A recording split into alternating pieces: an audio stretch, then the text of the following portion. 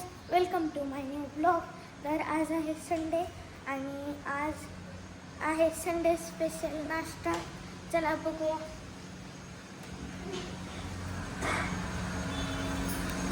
तर आज नाश्त्यामध्ये आहे लेमन राईस. मावशींनी येथे राईस वाफलून घेतलेला आहे आणि त्यानंतर जिरे, मोहरी, शेंगदाणे, कढीपत्ता, हळद, मीठ, चणा डाळ, उडीद डाळ आणि लिंबाचा रस घालून असा लेमन राईस बनवला आहे.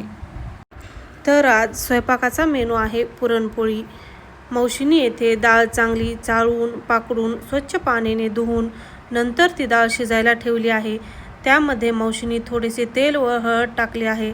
आज पुरणपोळी करण्यामागचे कारण म्हणजे काल देवशयनी एकादशी, म्हणजेच त्याला आपण आषाढी एकादशीही म्हणतो.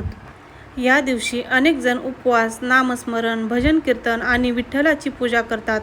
धार्मिक मान्यतेनुसार या दिवसापासून भगवान विष्णू क्षीरसागरात योगनिद्रेत जातात, म्हणून तिला देवशयनी एकादशी असेही म्हणतात. एकादशीचा दुसरा दिवस म्हणजे द्वादशी. या दिवशी एकादशीचा उपवास सोडून पारणे केले जाते. या दिवशी खास गोडाचा बेत केला जातो. आपल्या इथे पुरणपोळी करण्याची परंपरा आहे. आज सर्व मुलामुलींसाठी पुरणपोळी केली होती. पुरणपोळी त्यासोबत दूध, भात, आमटी, कढी व पापडी असा मेनू होता.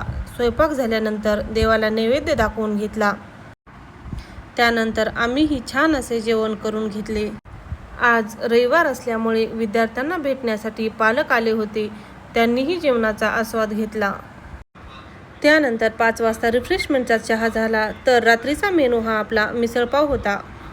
मावशींनी छान अशी मिसळपावची भाजी बनवली होती.